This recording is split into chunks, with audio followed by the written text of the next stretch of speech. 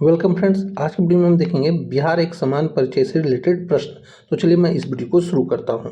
दोस्तों, आप भी हमारे साथ आंसर करते चलें और वीडियो के अंत में जरूर बताएं कि आपके कितने प्रश्न सही हो रहे हैं। बिहार का राजकीय खेल कौन सा है? तो बिहार का राजकीय खेल क्या है? कबड्डी है। दोस्तों, इससे रिलेटेड फैक्ट हमारे द्वारा व्याख्या में दिया गया है, जो कि काफ़ी महत्वपूर्ण है और आपके एग्जाम के लिए भी महत्वपूर्ण हो सकते हैं। कबड्डी को बिहार की मिट्टी से जुड़ा एक पारंपरिक और लोकप्रिय खेल माना जाता है। इसी को ध्यान में रखते हुए 2011 में कबड्डी को बिहार का राजकीय खेल घोषित किया गया। ये आपको पॉइंट याद रखना है, 2011 में कबड्डी को बिहार का राजकीय खेल घोषित किया गया है। हमारा अगला प्रश्न है, 2011 की जनगणना के अनुसार बिहार में सर्वाधिक जनसंख्या घनत्व वाला जिला कौन सा है? तो यह है शिवहर, यानी ऑप्शन नंबर सी।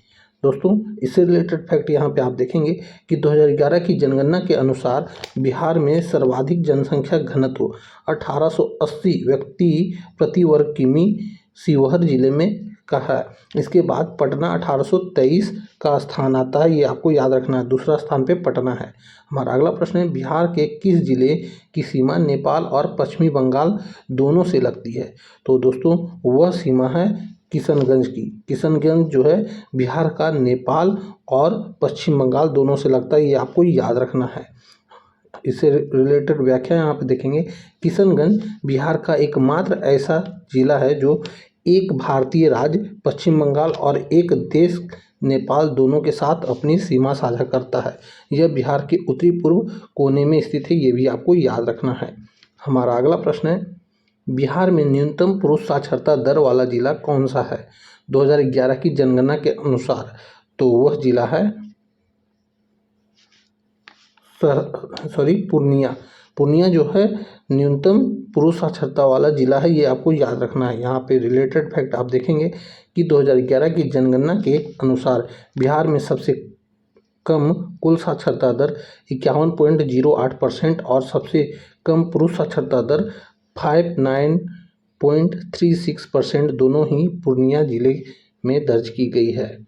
हमारा अगला प्रश्न है, बिहार बंधु नामक समाचार पत्र किस भाषा में प्रकाशित की गई थी? तो यह किया गया था हिंदी में। ये आपको याद रखना है, काफ़ी बार ये क्वेश्चन पूछा जाता है बिहार बंधु के बारे में। तो यह हिंदी में प्रकाशित की गई थी। यह कब प्रकाशित किया गया था? तो 1872 में केशव राम भट्ट द्वारा शुरू किया गया बिहार बंधु बिहार से प्रकाशित होने वाला पहला हिंदी समाचार पत्र था। ये भी आपको याद रखना है। पहला हिंदी समाचार पत्र कौन था? तो बिहार बंधु। हमारा अगला प्रश्न है, बिहार में पंत वन्यजीव अभयारण्य कहाँ स्थित है? तो यह स्थित है राजगीर नालंदा में। यहाँ पे रिलेटेड फैक्ट आप देखेंगे कि पंत वन्यजीव अभयारण्य जिले राजगीर वन्यजीव अभयारण्य भी कहा जाता है, नालंदा जिले के राजगीर की पहाड़ियों में स्थित है, ये आपको याद रखना है।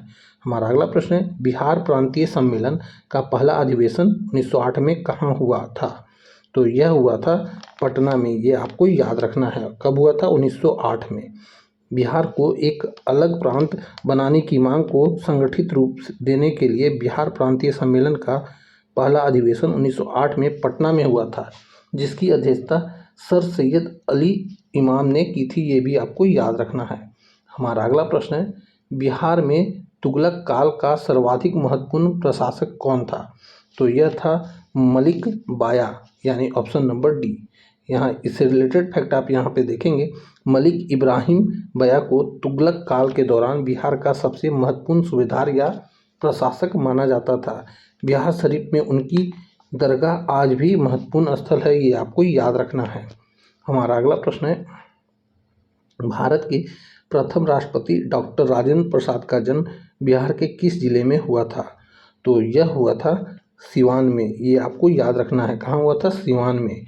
और इससे रिलेटेड फैक्ट आप याद रखेंगे कि डॉक्टर राजेंद्र प्रसाद का जन्म 3 दिसंबर 1884 ईस्वी को जीरादेई नामक गांव में हुआ था, जो उस समय सारण जिले का हिस्सा था, लेकिन अब यह सिवान जिले में आता है, ये आपको याद रखना है। राजेंद्र प्रसाद का जन्म सिवान जिले में हुआ है। हमारा अगला प्रश्न है, बिहार में बहने वाली किस नदी को अपवित्र या अशुभ माना जाता है? तो वह नदी है कर्मनाशा। यह क्यों अशुभ माना जाता है? तो यहाँ पे रिलेटेड फैक्ट आप देखेंगे, कर्मनाशा का शाब्दिक अर्थ है कर्मों का नाश करने वाली। लोक कथाओं और मान्यताओं के अनुसार इस नदी में स्नान करने से पुण्य कर्मों का नाश हो जाता है, इसीलिए इसे अशुभ माना जाता है।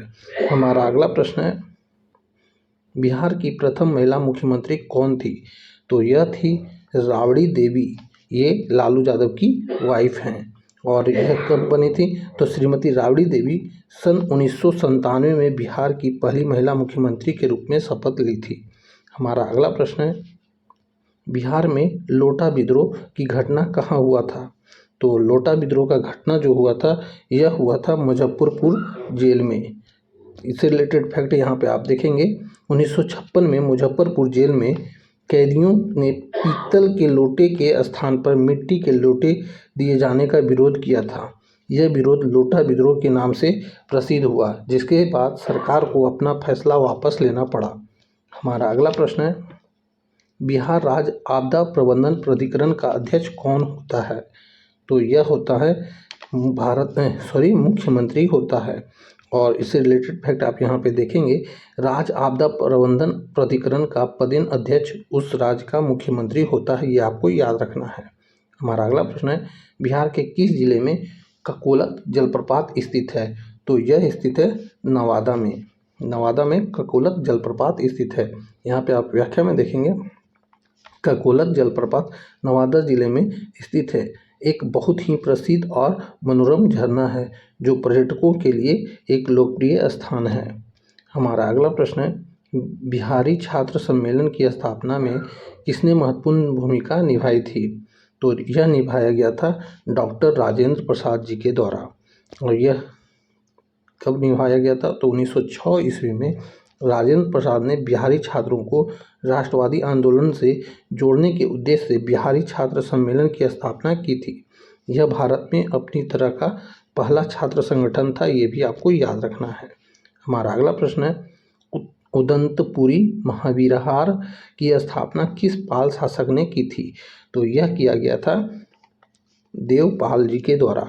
यहाँ पे आप इससे रिलेटेड व्याख्या देखेंगे, पाल वंश के संस्थापक राजा गोपाल ने 8वीं शताब्दी में आधुनिक बिहार शरीफ नालंदा में प्रसिद्ध उदंतपुरी महाविहार की स्थापना की थी, ये आपको याद रखना है। हमारा अगला प्रश्न है, बिहार में तुर्की मेला का आयोजन कहाँ किया जाता है?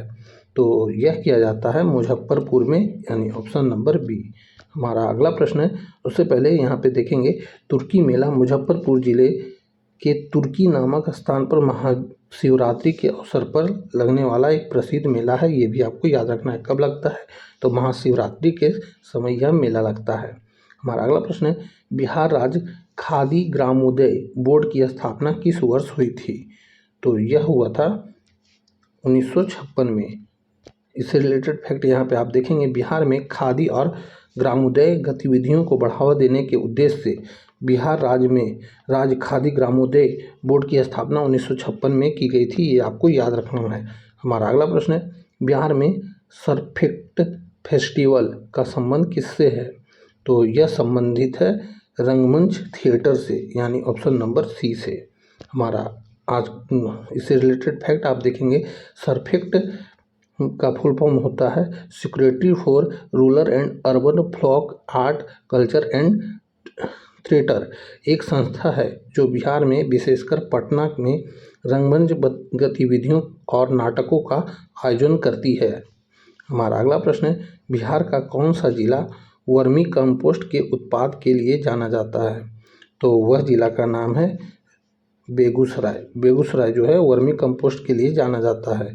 यहाँ पे आप ऑप्शन व्याख्या में देखेंगे, बेगूसराय जिला जैविक खेती को बढ़ावा देने और विशेष रूप से वर्मी कंपोस्ट यानी केचुआ खाद के उत्पादन में अग्रणी होने के कारण वर्मी कंपोस्ट का जिला के रूप में प्रसिद्ध हुआ है, ये आपको याद रखना है। हमारा अगला प्रश्न है, अंगिका भाषा बिहार के किस क्षेत्र में मुख्य रूप से बोली जाती है? तो यह बोला जाता है भागलपुर और मुंगेर क्षेत्र में, यानी ऑप्शन नंबर डी।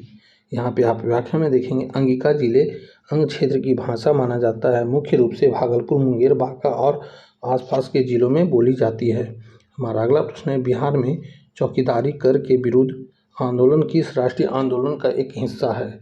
तो यह है सविनय अवज्ञा आंदोलन का हिस्सा, यानी ऑप्शन नंबर बी। इससे रिलेटेड फैक्ट आप यहाँ पे देखेंगे। 1930 ईस्वी में सविनय अवज्ञा आंदोलन के दौरान बिहार के लोगों ने चौकीदारी कर का भुगतान करने से इनकार कर दिया था, जो ब्रिटिश शासक के खिलाफ विरोध का एक शक्तिशाली प्रतीक बन गया था। ये आपको याद रखना है। हमारा अगला प्रश्न है, बिहार की सबसे पुरानी सिंचाई परियोजना कौन सी है? तो वह परियोजना है सोन परियोजना, यानी ऑप्शन नंबर सी। सोन परियोजना जो है बिहार की सबसे पुरानी सिंचाई परियोजना है। यहाँ पे व्याख्या में देखेंगे, सोन नहर प्रणाली जिसका निर्माण 1874 में ब्रिटिश काल के दौरान शुरू हुआ था, बिहार की सबसे पुरानी सबसे महत्वपूर्ण सिंचाई परियोजना में से एक है। हमारा अगला प्रश्न है, बिहार का गांधी किसे कहा जाता है? तो यह कहा जाता है डॉक्टर राजेंद्र प्रसाद को बिहार का गांधी कहा जाता है। इससे रिलेटेड फैक्ट आप यहाँ पे देखेंगे। गांधीवादी सिद्धांतों के प्रति उनकी गहरी आस्था, उनके सरल जीवन के कारण देश के प्रथम राष्ट्रपति डॉक्टर राजेंद्र प्रसाद को सम्मानपूर्वक बिहार का गांधी कहा जाता है। हमारा अगला प्रश्न है और इस वीडियो का आखिरी प्रश्न है। दोस्तों, आपको इस क्वेश्चन के बाद आपको बताना है कि आपके 25 में से कितने प्रश्न सही हो रहे हैं। बिहार में स्थित मांदार पर्वत का संबंध किस पौराणिक कथा से है? तो यह संबंधित है समुद्र मंथन से।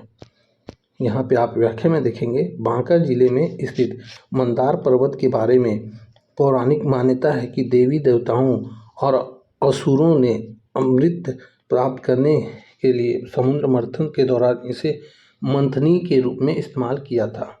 तो दोस्तों, यहीं पे हमारा इस वीडियो का 25 क्वेश्चन पूरा होता है। आपके कितने प्रश्न सही हो रहे हैं आप हमें कमेंट करके बताएंगे। तो अब हम आपसे मिलेंगे अगली वीडियो में। तब तक के लिए जय हिंद, वंदे मातरम।